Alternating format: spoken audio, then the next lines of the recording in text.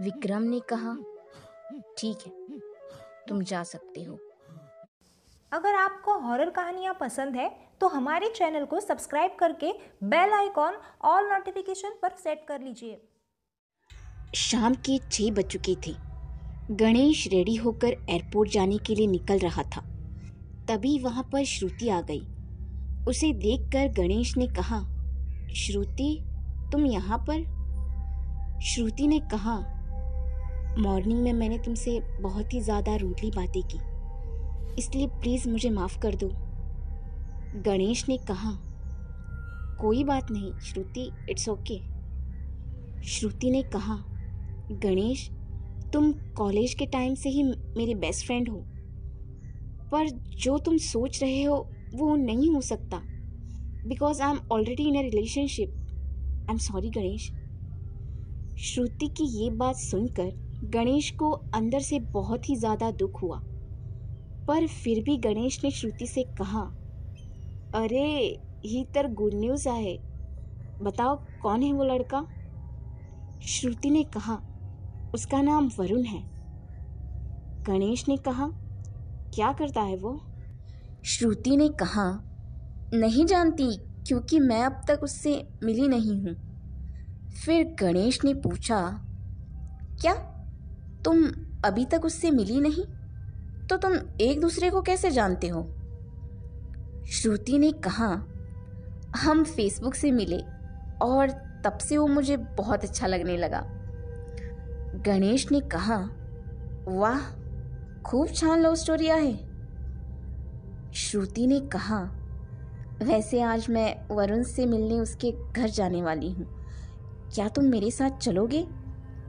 गणेश ने कहा, नहीं, मैं वहाँ आकर क्या करूँगा, मुझे जाना है, वरना मेरी फ्लाइट लेट हो जाएगी। श्रुति ने कहा, तुम कहाँ जा रहे हो गणेश? गणेश ने कहा, मैं कुछ दिनों के लिए अपने गांव जा रहा हूँ। श्रुति ने कहा, ठीक है, टेक केयर। फिर गणेश ने कहा, हाँ, तू पण काळजी घे। उसके बाद वो दोनों अपने अपने गांव चले गए। एयरपोर्ट जाने के बाद गणेश को पता चला कि उसकी फ्लाइट पहले ही निकल चुकी थी, इसलिए गणेश ट्रेन से सफ़र करने लगा। उस वक्त ट्रेन में कोई भी नहीं था। गणेश खुद से ही बात करने लगा, अरे यार, ये मेरे साथ ही क्यों होता है? अगर मैं श्रुति से ज़्यादा बातें नहीं करता तो मुझे वक्त पर फ्लाइट मिल जाती। अब पता नहीं ये ट्रेन मुझे कब तक रामनगर में ले जाएगी। रात के 8 बज चुके थे। इस तरफ श्रुति कार चला रही थी। वो बहुत ही खुश थी, क्योंकि वो जिससे प्यार करती थी उससे पहली बार मिलने जा रही थी। इस तरफ ट्रेन में गणेश अकेला बैठकर बहुत बोर हो रहा था।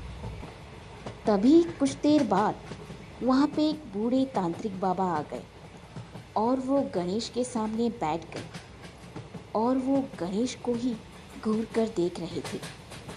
वो देखकर गणेश अपने मन में कुछ सोचने लगा, अरे ये बुढ़ा मुझे ऐसे क्यों देख रहा है? क्या मैं इसे जानता हूँ? इस तरफ श्रुति उस एड्रेस पर पहुंच गई जहां वरुण का घर था। वहां पर जाने के बाद उसने देखा कि घर के सामने पुलिस की एक कार पार्क की हुई थी और घर के बाहर एक लेडी पुलिस थी। उसे देखकर श्रुति उसके पास गई। श्रुति को देखकर पुलिस ने कहा, अरे आप तो विक्रम ठाकुर कंपनी की सीईओ हो ना? श्रुति ने कहा, हाँ मैं ही हूँ, बट आप यहाँ पर क्या कर रहे हो? इस पर पुलिस ने कहा, मैम ये सवाल मुझे आपसे पूछना चाहिए, आप इतनी रात को यहाँ पर क्या कर रहे हो? श्रुति ने कहा, मैं यहाँ पर मेरे एक दोस्त से मिलने आई हूँ। इफ़ यू डोंट माइंड, क्या मैं घर के अंदर जा सकती हूँ? उस पर पुलिस ने स्ट्रिक्टली कहा, बिल्कुल नहीं, अंदर एक टेररिस्ट की डेड बॉडी है और हमारे ऑफिसर्स घर सर्च कर रहे हैं। श्रुति ने कहा, क्या सर्च कर रहे हैं और अंदर किसकी डेड बॉडी है?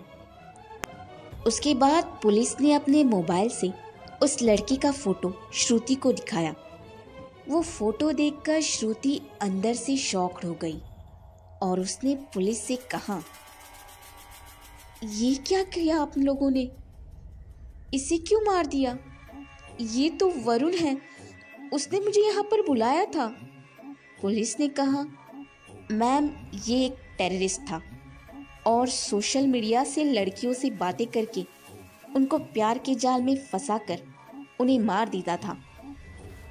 पुलिस की ये बात सुनकर श्रुति का दिल टूट गया और वो मायूस हो गई और कहा, नहीं, ऐसा नहीं हो सकता।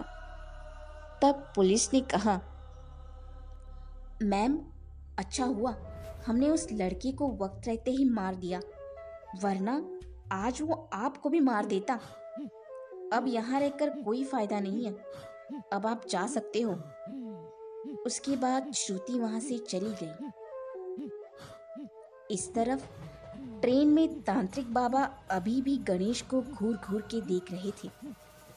उसकी वजह से गणेश बहुत परेशान हो चुका था और आखिर उसने तांत्रिक से बात की। क्या हुआ बाबा, आप मुझे कब से ऐसे क्यों देखे जा रहे हो? क्या हम एक दूसरे को जानते हैं? फिर तांत्रिक ने कहा, मैं तुम्हें नहीं जानता, पर पता नहीं क्यों तुम मुझे अलग ही लग रहे हो। गणेश ने कहा, अलग मतलब? तांत्रिक बाबा ने कहा, जाने दो, बताओ तुम कहाँ जा रहे हो? गणेश ने कहा, मैं रामनगर गांव में जाने वाला हूँ। इस पर तांत्रिक बाबा ने कहा, अच्छा तो तुम हो मोहिनी का अगला शिकार। गणेश ने कहा, मोहिनी कौन है? और मैं कुछ समझा नहीं। तांत्रिक ने कहा, कोई बात नहीं, वहां जाने के बाद सब कुछ समझ जाओगे। ऐसा कहकर वो तांत्रिक बाबा वहां से दूसरी सीट पर चले गए। लेकिन गणेश अपने मन में सोचने लगा, ये बुढ़ा पागल लगता है। वैसे चलो अच्छा हुआ कि वो यहाँ से चला गया।